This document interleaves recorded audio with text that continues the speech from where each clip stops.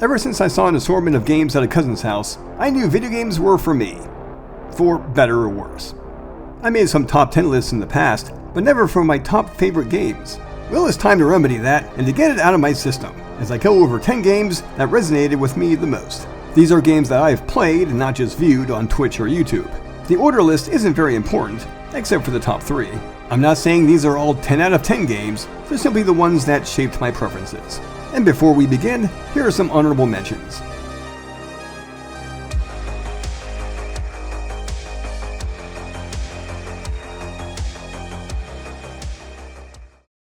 First is Final Fantasy VII. It was a bit of a shock to see that the next Final Fantasy game was coming to PlayStation, especially since I didn't think Sony would make a big splash in the industry. But once I played it, I knew the future of story-driven games was bright, with Square leading the charge. It amazes me even today how much content Square put into this. Even though some corners were cut in development, it's still an impressively large game with a huge budget at the time. And it's all to tell a multifaceted story about corporate greed, power struggles, personal regret, and a mystery about an ancient people. And since it's an anime RPG, it has wild magic spells, and possibly big weapons, and monster summons that'll have you digging into popcorn since they're long and unskippable. Youngsters today may be making memories with the remake games, but there's just something about the original that's hard to replicate. The low polygon models and synthetic music make this game out of touch with reality, but that just enhances the fantasy aspect of this strange world. The atmosphere is brooding and mysterious, presenting a place I'd not like to visit, but I'd still like to save from imminent destruction, because I'm just nice like that. Final Fantasy VII also has one of the most infamous plot twists in gaming, which, sad to say, I had spoiled for me beforehand, but it was still impactful nonetheless. Throw in some awesome music for end bosses, and you have a game that was destined to become a classic.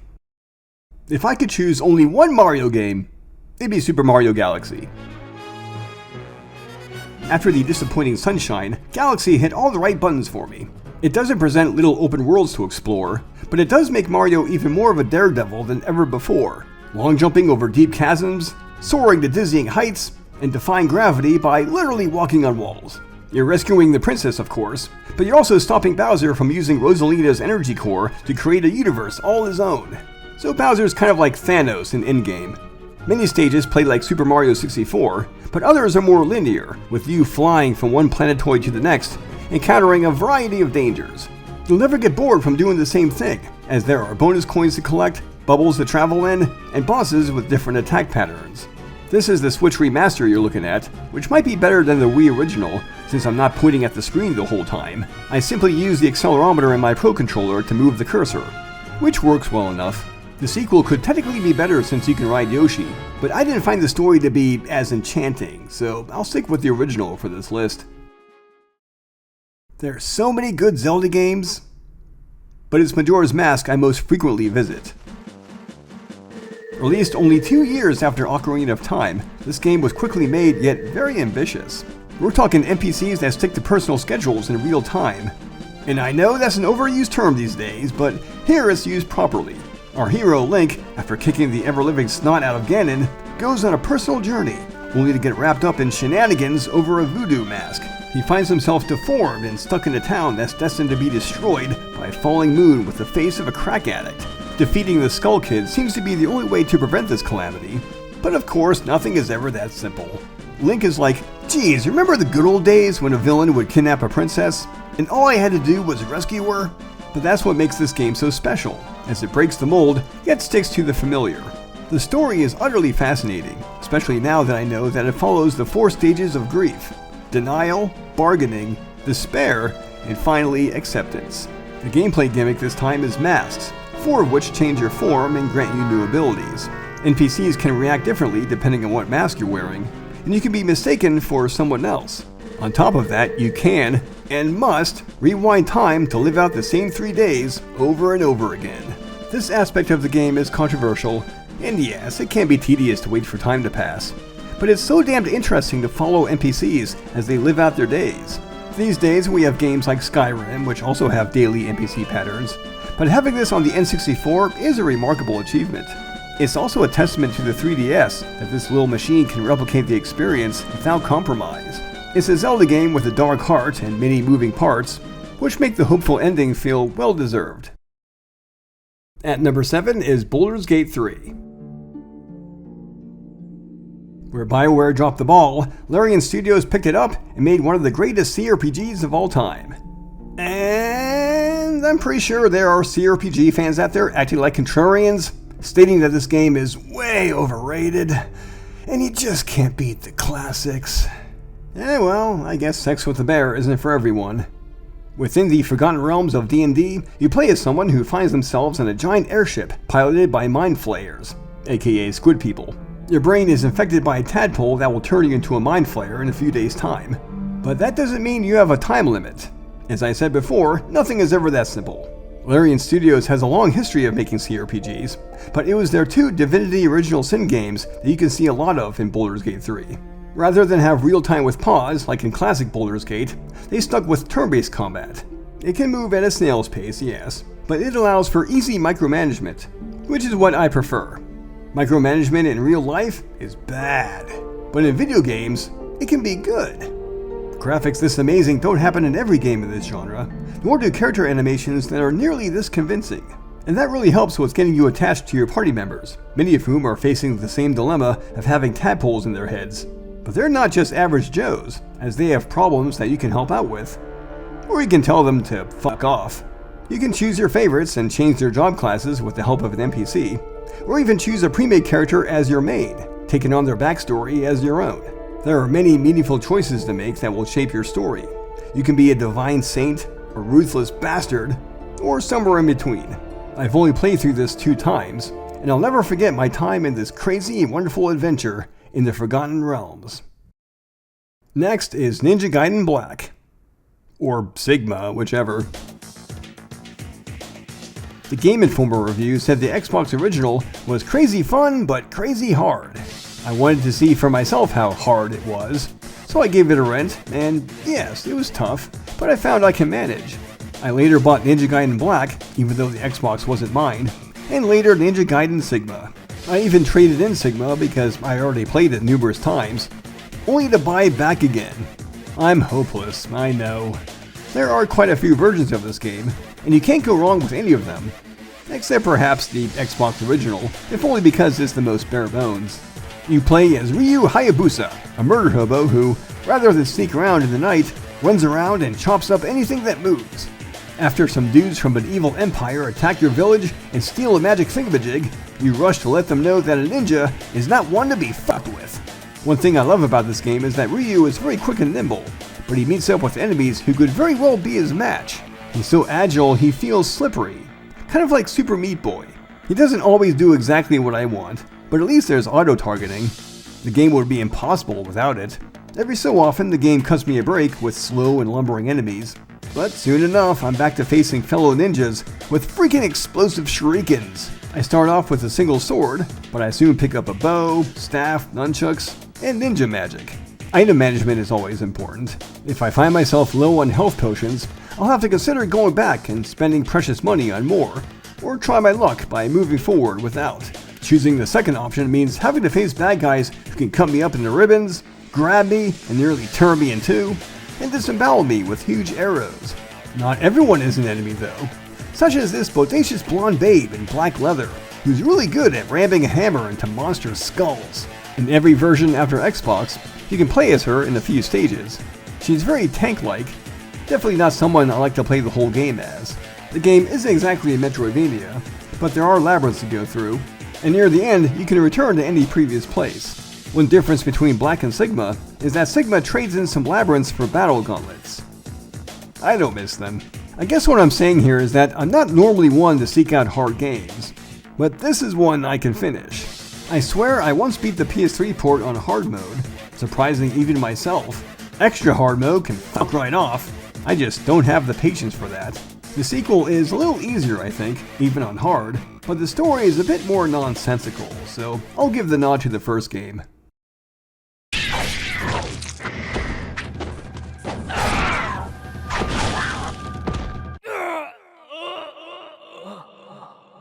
Next is, perhaps inevitably, Chrono Trigger.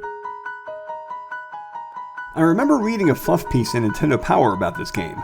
It started by saying that Square had switched release dates so that Chrono Trigger would arrive in America first, followed by Secret of Evermore a month later. I think this is the reason why Secret of Evermore sold poorly, because Chrono Trigger stole his thunder.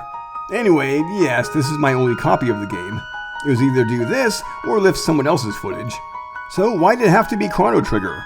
There are other, more recent games with similar graphics and gameplay.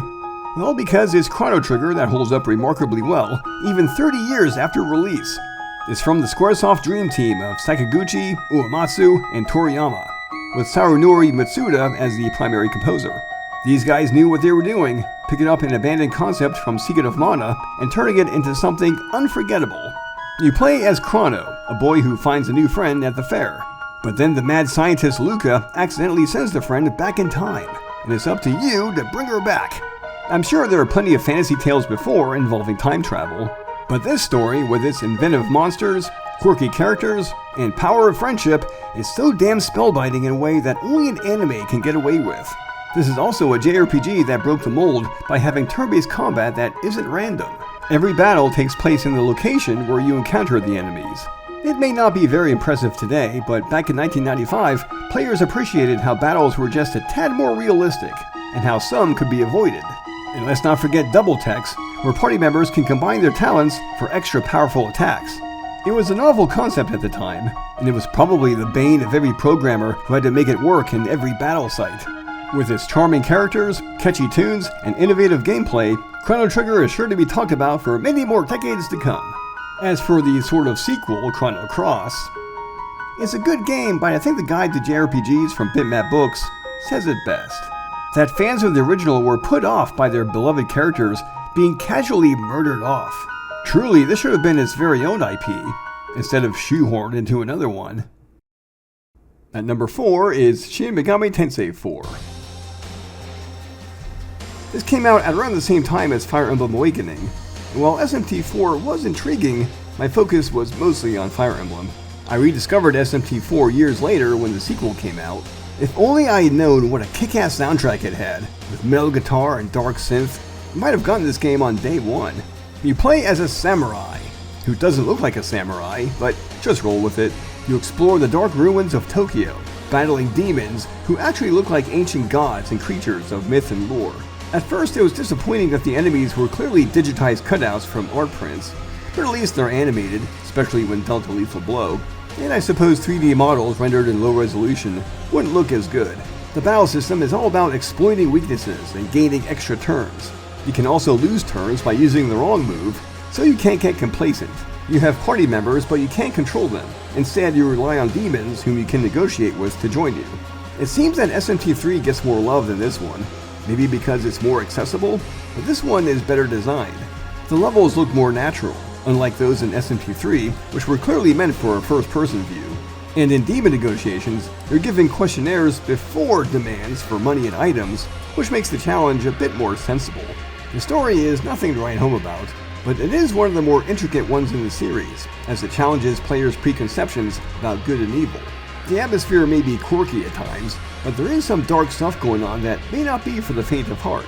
So I like this game mostly for its dark story and music, but you know, it's funny.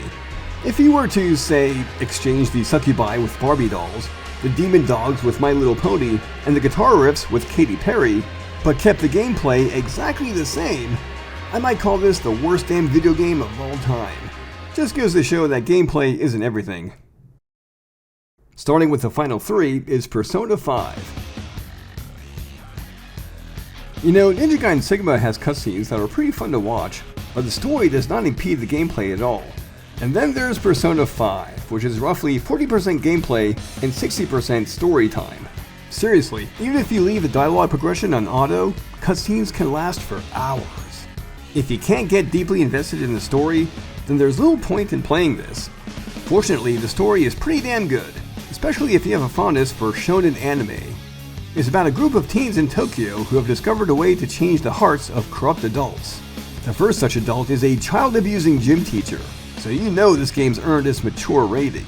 The power of friendship is present, as is typical in so many JRPGs, but in this game, you can sense that the bond between these teens is deeper than most.